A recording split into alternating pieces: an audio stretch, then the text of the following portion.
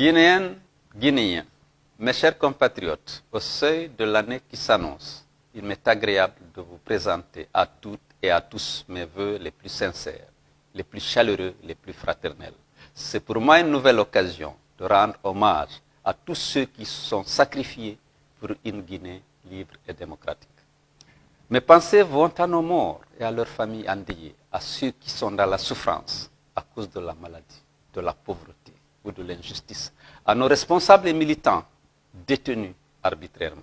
Je voudrais exprimer ma compassion aux victimes de la Covid-19 et rendre hommage au corps médical, tout en regrettant l'instrumentalisation par Alpha Condé de cette terrible maladie pour restreindre nos droits et libertés.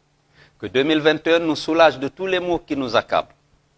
Je souhaite que le chômage recule, que la précarité baisse. Je souhaite que le spectre de la disette et de la malnutrition s'éloigne définitivement de nos foyers. Je souhaite que notre société fasse un bond en avant dans tous les domaines, notamment ceux vitaux de la cohésion nationale, de l'éducation et de la santé. Je souhaite que cette année soit pour la nation entière une année véritablement nouvelle, une année qui nous fasse définitivement oublier les affres du passé, affres multiformes, affres douloureuses et persistantes, qui se sont dangereusement aggravées depuis qu'Alpha Condé a accédé au pouvoir. Mes chers compatriotes, en 2010, Alpha Condé nous avait promis le changement. Et le changement a bien eu lieu, mais dans le sens inverse, celui du recul, de la dégradation. La gouvernance d'Alpha Condé, c'est la régression, c'est la décadence. Une décadence qui va des aspects des plus banals, les plus quotidiens de notre vie nationale à nos valeurs les plus symboliques. Nos conditions de vie, déjà fort précaires, ont atteint avec ce régime incompétent et corrompu un seuil absolument intolérable.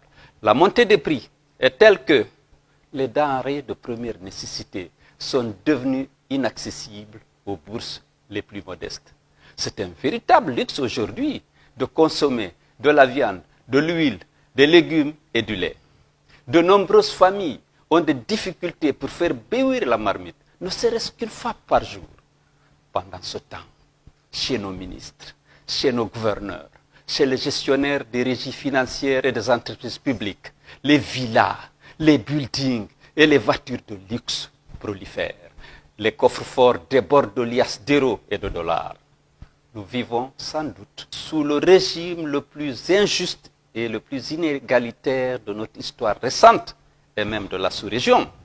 Hélas, par la faute de ce pouvoir corrompu, nos malheurs ne se limitent pas aux choses matérielles. Ils touchent aussi à nos valeurs les plus sacrées. L'unité nationale, ce principe de base qui fonde notre identité et nous prédispose à vivre ensemble, est dangereusement remise en cause. Diviser les Guinéens est le sport favori d'Alpha Condé. Il a tout fait pour opposer les Rundés et les Missidés, les Peuls et les Malinqués, les Konyanké et les Guérzés. Un véritable apport de l'ethnostratégie, il s'est à nouveau employé à diviser les Guinéens en cette année 2020.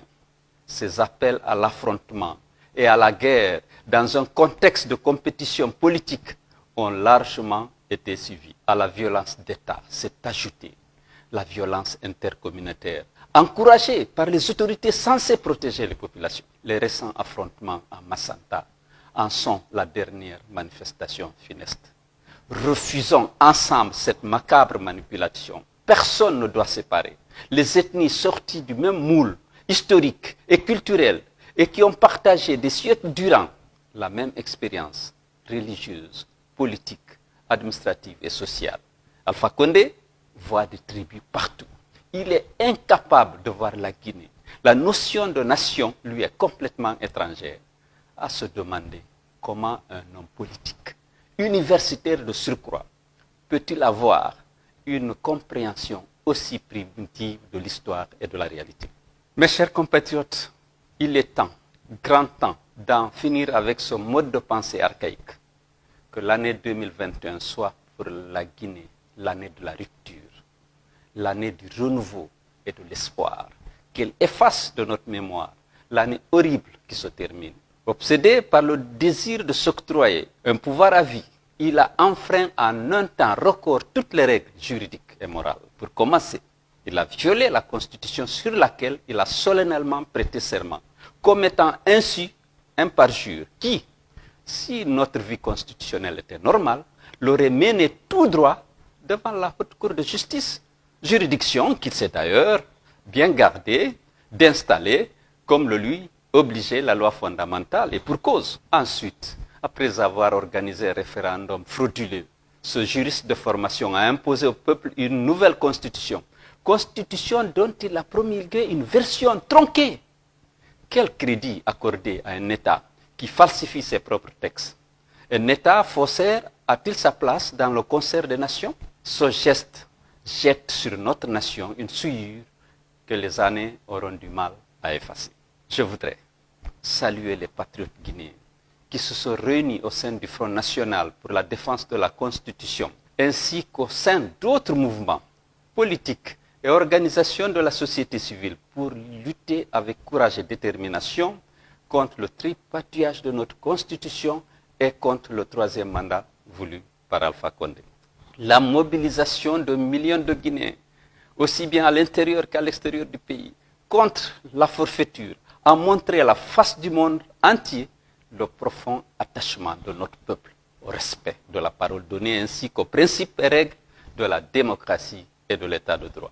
Mes chers compatriotes, regroupés au sein de l'Alliance nationale pour l'alternance et la démocratie, nous avons décidé avec plusieurs autres partis politiques et organisations citoyennes de porter dans les urnes le combat contre l'imposture politique. Malgré les violences, les intimidations et toutes les stratagèmes politiques utilisés contre nous, nous avons réussi à fédérer l'écrasante majorité du peuple de Guinée autour de nos idéaux et valeurs et autour de notre projet de société. C'est ce qui nous a permis de gagner l'élection présidentielle du 18 octobre 2020 dès le premier tour avec 53,84% des suffrages exprimés. Aujourd'hui, c'est donc en toute illégalité qu'Alpha Condé occupe le palais de Sékou Touré.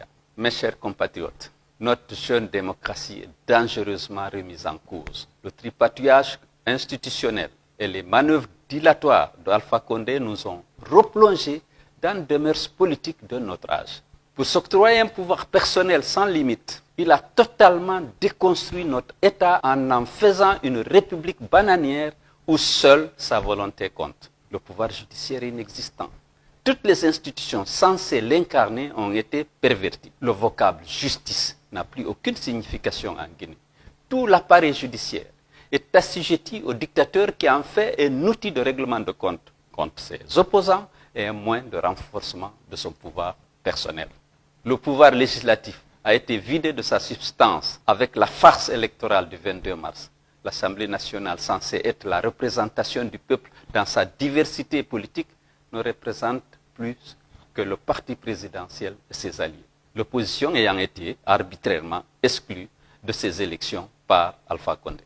Les arrestations arbitraires des responsables de l'UFDG, de l'ANAD et du FNDC, l'emprisonnement et le harcèlement judiciaire dont ils sont l'objet, la répression barbare et aveugle exercée contre les populations usant de leur droit de manifester, la persécution et le kidnapping d'honnêtes citoyens jusque dans leur sommeil, constituent un véritable terrorisme d'État suscité et entretenu par le déficit de légitimité dont souffre le pouvoir de M. Alpha Condé. En effet, quand on est élu par le peuple, quand on a gagné les élections dans les urnes, quand on est légitime, on est serein et on ne massacre pas son peuple à la moindre occasion. Mais quand on a perdu dans les urnes, qu'on s'est emparé du pouvoir par la force et la ruse, on est fébrile, on devient irritable, agressif, haineux, on tue pour intimider, on instaure la terreur pour dissuader. La conservation, par tous les moyens, du pouvoir usurpé reste alors la seule et unique obsession de son détenteur. C'est en cela qu'on reconnaît le dictateur. Mais qu'Alpha Condé ne s'y méprenne guère, le combat pour le respect de nos lois et la reconnaissance de la victoire du candidat de l'ANAD à la présidentielle du 18 octobre 2020 continuera sans répit en 2021. Mes chers compatriotes, nous nous battons pour instaurer dans notre pays une démocratie apaisée, un véritable état de droit. Le peuple de Guinée a consenti d'énormes sacrifices pour le triomphe de ses valeurs. En effet, depuis 2010, près de 300 personnes ont été assassinées à l'occasion des manifestations politiques et syndicales. Nous avons le devoir sacré de continuer la lutte pour eux, pour leurs proches, pour nous, pour notre patrie, pour les idées et les valeurs auxquelles nous croyons. Nous devons honorer la mémoire de toutes ces victimes de la dernière en date et Roger Bamba, mort en détention par manque de soins. Rien ne nous fera reculer.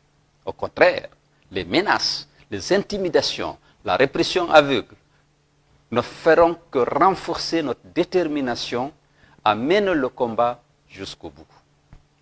Combat pour la vérité des urnes, combat pour les libertés, combat pour le respect des droits de l'homme, combat pour l'unité pleine et entière de notre nation.